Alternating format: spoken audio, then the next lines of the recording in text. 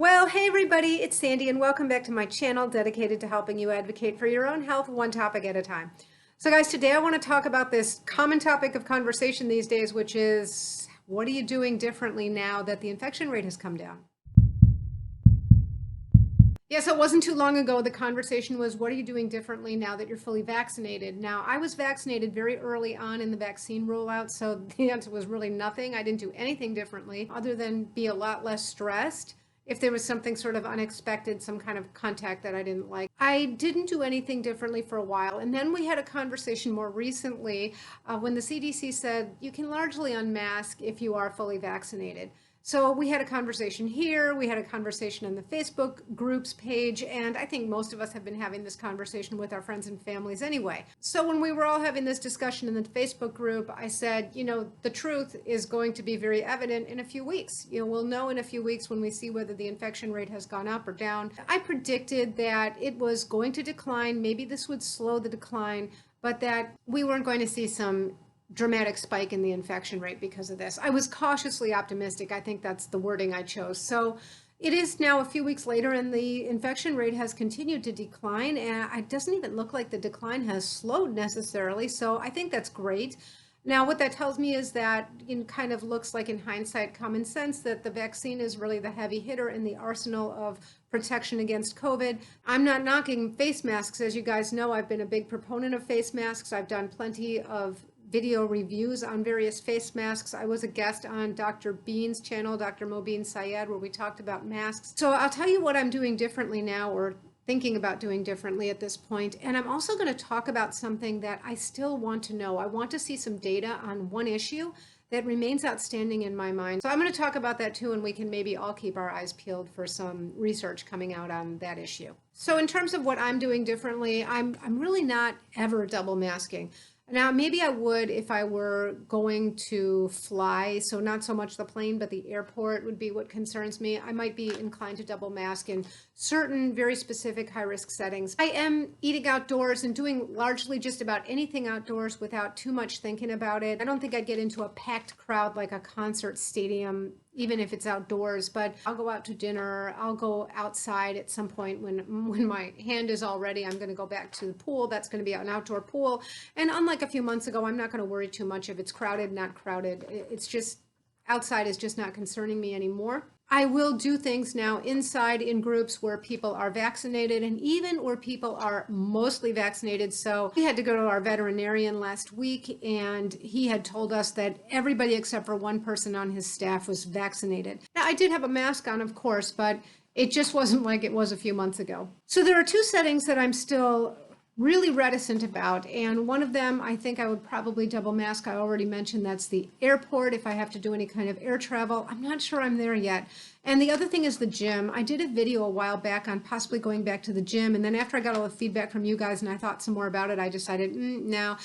And now with the infection rate dropping as much as it has, I had talked about this great gym that I had belonged to, and they required masks, and it seemed like there was a lot of social distancing and everything. So I was thinking, now with the infection rate as low as it is, I think I really would be comfortable going back to the gym. But guess what? They lost the mask mandate, and it is an honor system. So if you're vaccinated, you're allowed to go around without the mask, but nobody's checking. So yeah, I'm putting off the gym for a while. I think that I'm just fine. I've fortified my home gym exercise equipment. I'm still healing after this hand surgery, so I'm not really doing that much right now anyway. It's going to buy me some time. As soon as I can, I'm going to get back in the pool. That's going to be an outdoor pool, so that's going to buy me several months at least before I have to think about the gym. And even if that never happens, I'll just keep fortifying what I do at home. Perfect is maybe the enemy of good here. The gym is still on hold for me. Let me know what you guys are doing about the gym. Air travel, I don't know. At some point, we all plan to make trips or see family and friends and things like that. Now, masks are still required in airports, so that's good. I was worried about that since the CDC said we could largely unmask if we're fully vaccinated, and of course it's the honor system. That does exclude certain places where they're federally mandated, and that would be airports. So I don't know how well it's enforced because locally near me, there's a lot of rebellious people who don't want to wear masks, and I don't know who's vaccinated and who's not. So there's just no telling what kind of a pool you're in there. So I'm not sure I'm there yet. I've been doing this in baby steps, and going to an airport is probably one of the scarier things. On the other hand, I know that some of you guys have done this, at least recently, because people have been putting up on the Facebook page some questions and suggestions and things like that. So let me know what you guys did and what worked for you, and if you managed to not get COVID. Now, there is one more place that I'm thinking I'm going to put my toe in the water and get comfortable, and that is going in to get my haircut. Anything this hair has had done to it in the last year has been done by moi, can you tell? So I am not going back to the hair salon I always went to for years. I really miss the person who used to do my hair. I just love her, but it's an area where it's kind of 50-50, and she told me that it's sort of a mix. Some people are vaccinated, some are not. They're no longer wearing masks, and there's just not going to be any way to know who's who. I'm not comfortable with that. So I did find a salon in my neighborhood that is requiring masks, and it seems that they still are using pretty extreme distancing where the chairs are like maybe almost in different corners of the facility, and they're not using every chair, so maybe there's only 3 stylists in the place at a time. The hairstylist that I'm going to have a consultation with is vaccinated. They're very welcoming about letting you ask who's vaccinated, who's not, so everybody seems that works there is vaccinated. I think I'm ready for that. I do think that I'm safe enough doing that, and I'll let you guys know how that goes, or maybe you'll be able to tell, hopefully. So I think a lot of people have been going to hair salons for the entire time. It was an excess of caution probably on my part, but I sort of feel like that's an elective thing that takes place indoors, sometimes in a crowded setting. So most places in my area are not particularly COVID conscious. They're not requiring masks or anything like that inside of the hair salons. You can't really ask and plan on finding out who's vaccinated. So I was really happy to find this one. I'm optimistic about it. I'll let you guys know whether I go there, how it seems. And I will say that it is reflected in the price point. I think they know they're the only game in town that's doing this. You know, all the more power to them. I'm sure they charge like everybody else what the market will bear.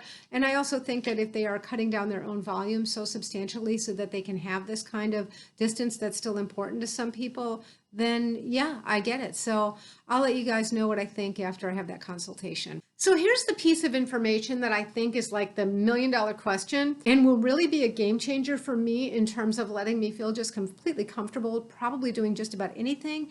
And that is this. We have heard all about long COVID, and I think long COVID was really underappreciated for quite a while. I think there was a lot of focus on the mortality rate, not that that isn't important, it's incredibly important. I think that all the focus on mortality rate, which overall is quite low with COVID, not in certain age ranges and things like that, but overall it has a low mortality rate. And I think that the focus on the mortality rate diluted the discussion about the morbidity. I'm much more concerned with the public health crisis coming up from people who have all kinds of conditions that they wouldn't have had otherwise because of what the long COVID has done to their immune system and whatnot. I hope that I'm wrong here, but I sense that we're only seeing the tip of the iceberg on that. Here's my question. If you are a breakthrough case, and I mean a true breakthrough case, I don't think we've really seen a breakdown in terms of who's gotten COVID after vaccination, who was really 2 weeks out, or who really did mount an immune response. So for example, in breakthrough cases, we might be seeing an overrepresentation of people who were immunosuppressed and therefore didn't mount a good response to the vaccine. All this would have to be tweezed out to get a really good piece of research published on this, but I would like to know that if you were a true breakthrough where you mounted immune response and everything went as it should, and yet you still got COVID, and I'm thinking the risk of that is exceedingly low, like much lower than we think. But if you are one of those people, can you become a long hauler? I think that's the million-dollar question, because that would change everything for me. If the answer to that was likely no, I don't think I'd worry about just pretty much anything else, right? I've had a messenger RNA vaccine. I know people jump all over me every time I say it, but there's just no doubt in my mind messenger RNA vaccines are absolutely superior to the Johnson & Johnson. Certainly if we get to herd immunity, that would be great. I don't see that happening in this country anyway because we have enough people that don't want to be vaccinated. We also can't vaccinate children yet. So I just don't see complete herd immunity on the horizon. I think that if you've had a messenger RNA vaccine, you know, the million-dollar question is, can you become a long hauler if you get a breakthrough case? I'm cautiously optimistic that people who have had at least a messenger RNA vaccine are not going to be candidates for long hauling. I would love to see some data on that. So if anybody knows the answer to that, please put a link or put something in the comment section. I don't think it's been parsed out yet.